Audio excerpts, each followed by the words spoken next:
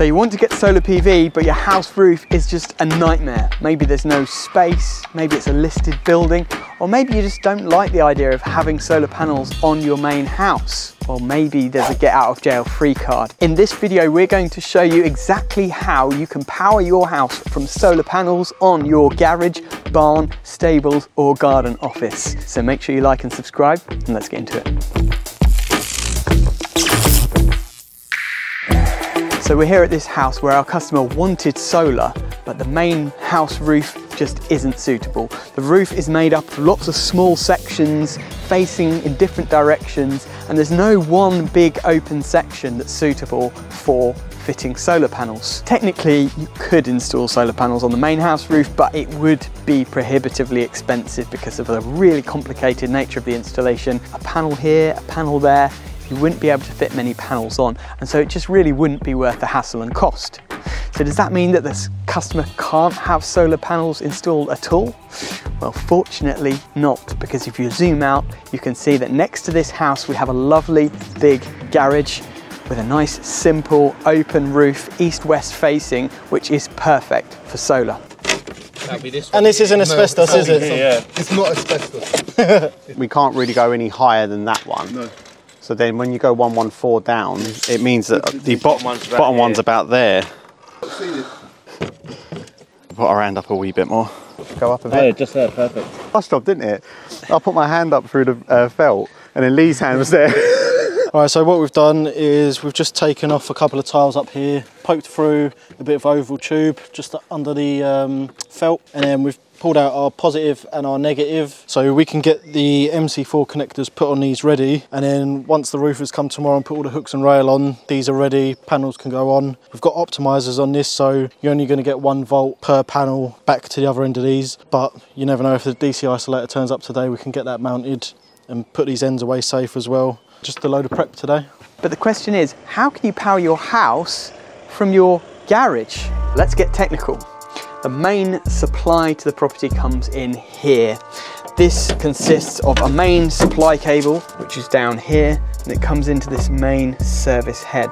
Now the main supply cable is owned by the Distribution Network Operator, or DNO, in this case UK Power Networks. That cable feeds through a main cutout fuse rated at 100 amps, which protects the main supply cable from being overloaded by the house or damaged in the event of a fault. Out of the main cutout fuse come these brown and blue wires known as the main tails. These are usually 25mm squared cross-sectional area and feed into the electricity meter, which is owned by your energy supplier. Out of the electricity meter, the consumer's set of tails, the ones you own, usually come through a main isolator switch to turn off the power to the whole house in the event of an emergency, and then into your consumer unit or fuse box, which you own and which protects all the circuits within your home.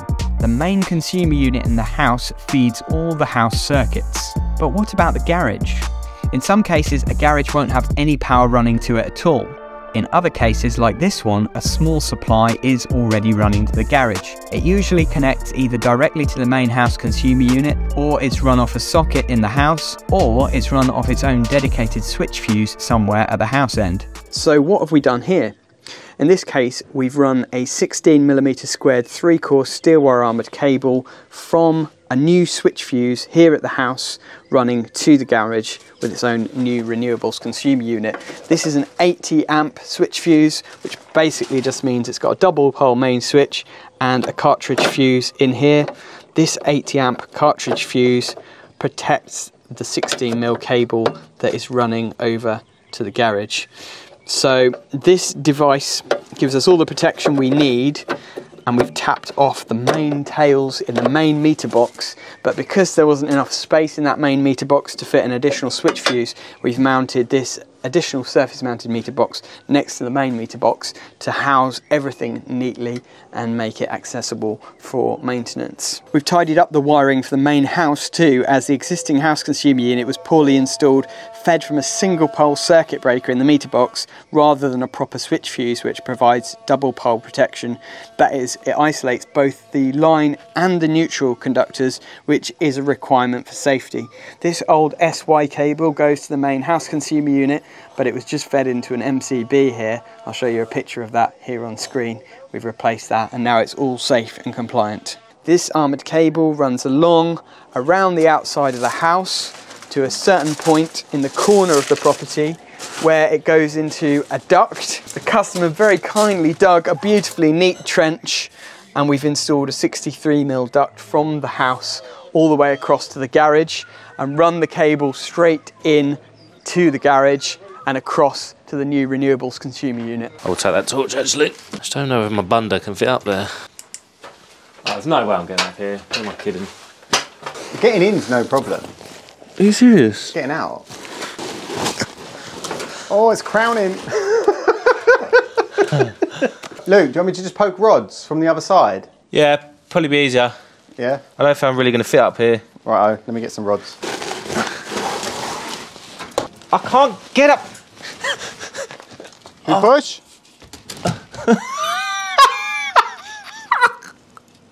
I can't get up. Is he stuck? The roof's like too pitched. I can't get up. I'm stuck. I feel sick. No. What is that? This is really inconvenient, this door. Oh, it's gone. There you go.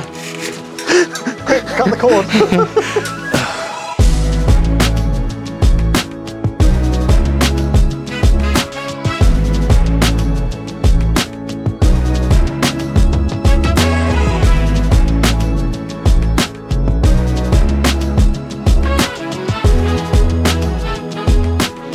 So how many panels are we going to fit at this property, and how are we going to do it?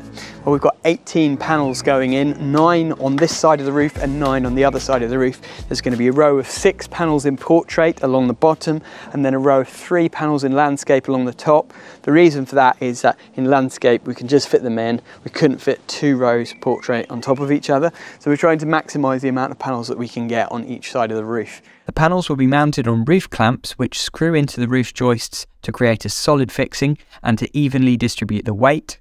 Then onto the roof clamps we mount a rail, and the panels go on top of that rail with clamps to fix them down securely. These panels are 415 watts each, which gives us a total of 7.4 kilowatts of DC power, and all of that is going through a 5 kilowatt SolarEdge inverter, which enables us to maximise the output from these panels because they will have optimisers on them.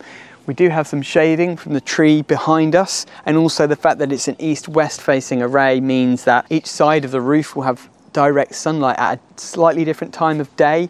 The east side will get the sun in the morning, the west side will get the sun in the evening, and so you'll get a very long day of generation, which is really nice.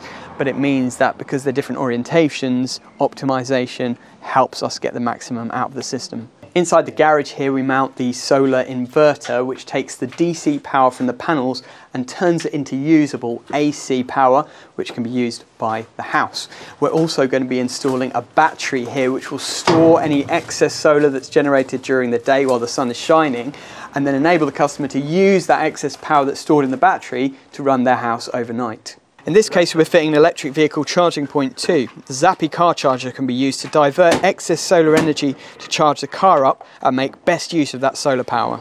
If you're running in a new supply to the garage, it makes sense to factor in an electric vehicle charging point too. Let's face it, we're all going to be running electric vehicles eventually, and if you've got the capacity out to the garage already, then it's so much easier to fit an EV charging point further down the line.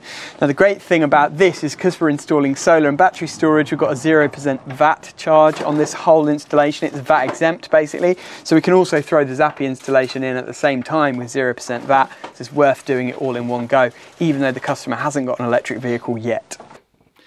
Now you might wonder, how much does all of this cost? Before I leveled up my business software game, it would have taken me 5 computers, 5 hours to figure out a quote for a job like this. So many different materials, labour costs, so many line items to figure out for a quote like this. But now I can do it all on my phone, thanks to Tradify. Tradify is a job management software that we use to do our quotes. And what we can do for a package like this solar job is we can set up a quote template with all the standard items that we use. Once you've set up the template, you just copy and paste.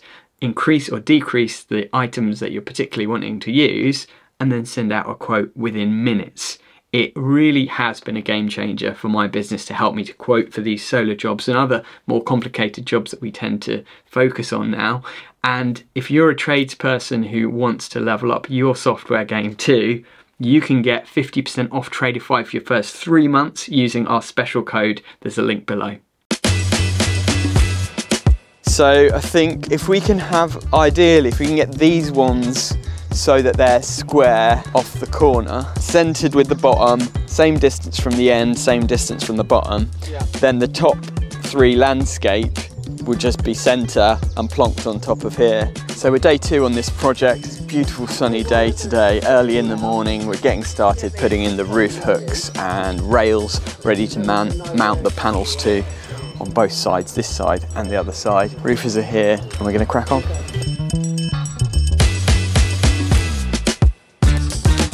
So this is our renewables consumer unit that we've installed. We've got a main switch, a surge protection device to protect from AC surges, and then various circuit breakers for the different devices that we're installing here.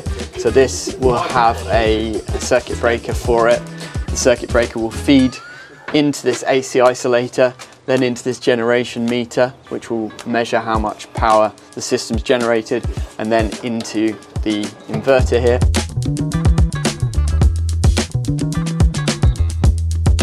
So this is one of the isolators we're going to be installing. See, this is to lock it off, so you've got space in there to put your padlock through. So when that's pulled out, the switch can't operate. Once the padlock's removed, it can then be turned on, so you can safely lock out equipment.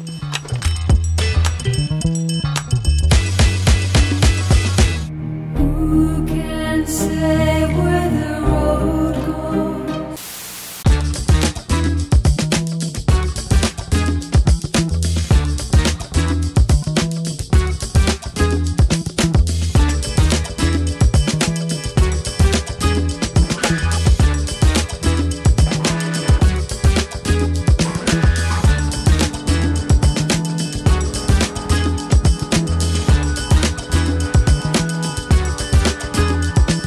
I just dreamed that, because I got my finger stuck in the inverter. Max, you missed it.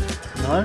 I tried, there's a little rubber bit that goes in here, and I put my finger in and I got completely stuck. Well, that's like a Chinese finger trap. It's pure panic. I was like, oh my god, I live here now. Panic when Luke was in this little loft space yesterday. Oh, that was hilarious.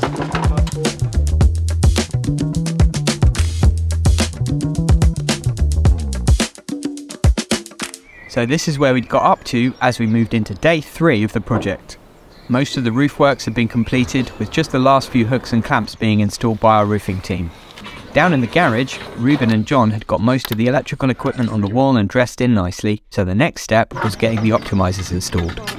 So basically on this solar system, you have to scan exactly the location and the route the string actually go. So an easy way of doing that, because once the panels are on, they'll be covered up. So we just take these off, stick them in their location on a technical piece of cardboard, and yeah, jobs are good. So basically it's the same as the McDonald's loyalty thing. So you buy 6 panels and you get the 7th one free. So that's what we're doing here.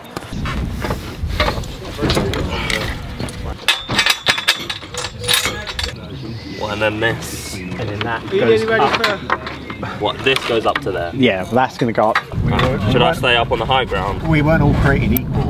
I've got a little bit more timber. There's ways to open cable ties. This isn't it. This isn't the one. Oh, who does that? Someone's done it to annoy me, haven't they? Probably. So we need an end one. Edge one. 114 on that cable tie. Nice. Oh, that's an optimizer bracket.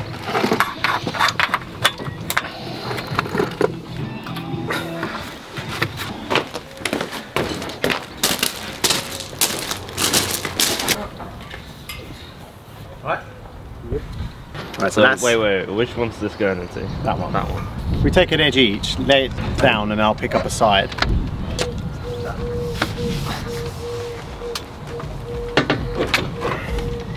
And with that, I'll go up there. And...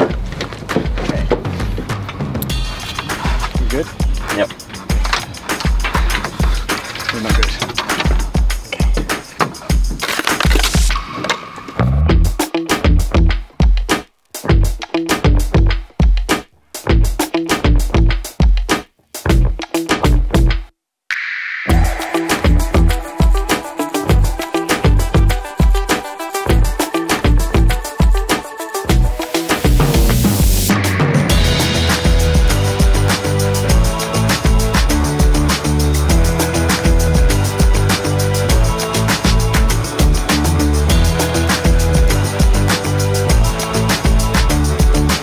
So that is how to install solar on your garage or other outbuilding. I hope you've enjoyed today's video. If you have, it really helps if you hit a thumbs up and subscribe to the channel. And we do have loads of other videos along these lines, all in-depth electrical content for you guys. Hundreds of videos actually on our channel. So why not grab a cup of tea, watch another one. But either way, thank you for watching this one, and we'll see you on the next one.